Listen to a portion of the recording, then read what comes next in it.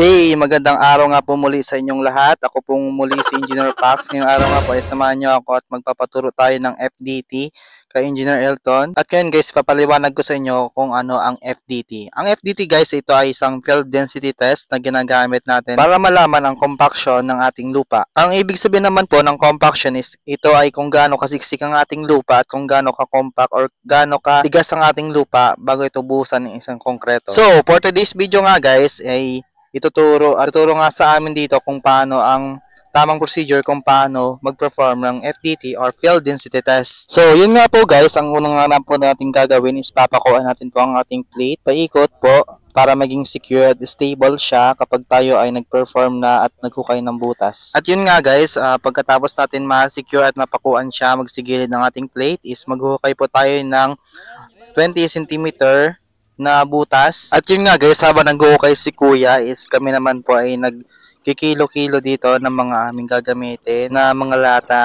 na paglalagyan ng lupa. At yun nga guys, at gumamit kami ng digital balance para exact aming pagkakakilo dito sa aming gagamitin naming mga aparatos. Ang una nga namin kinilo dito guys is itong lata na paglalagyan namin ng lupa. Saka nga guys, ang gagamitin natin pong lupa dito is isang lupa na bagong hukay or medyo moist na tinatawag, at ang ating second naman na gagamitin is ang lupa na tuyo or dry na or natanggal na ang at kanyang moisture. At ang sunod nga po namin kinilo is itong sand cone apparatus. Ito nga guys ay naglalaman po ng sand na ito ay gagamitin natin para itakip natin doon or ipalit natin doon sa hinukay nating lupa kanina na naglalalim na 20 cm.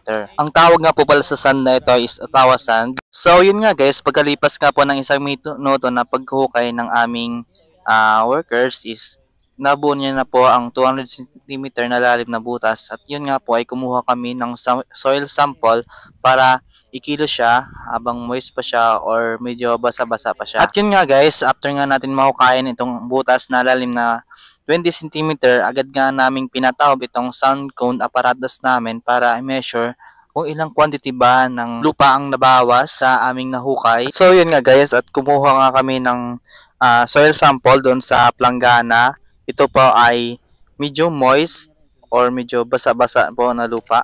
At ito namin ay kinilo namin gamit ang digital balance. At yun nga guys, kasunod nga po niyan, ang ating procedure is kumuha po ulit tayo ng isang soil sample sa pulang planggana kanina na galing dun sa butas.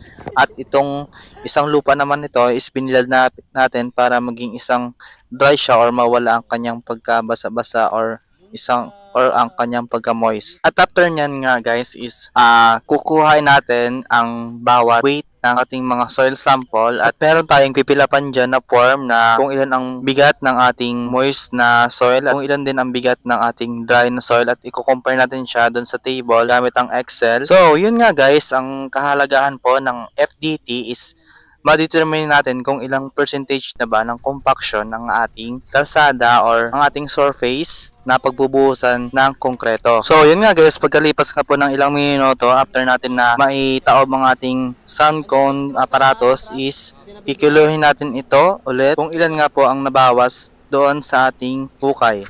So after nga nyan guys is nagpaturo na kami nga sa ating mga senior engineer kung paano mag-compute ng FDT or field density test. After nga namin mag-discussion about sa pag-compute ng field density test is agad namin binalik itong ating Ottawa sand na binuhos natin doon sa ating hukay na may lalim na 20 cm. So yun lamang po guys, and see you on my next video.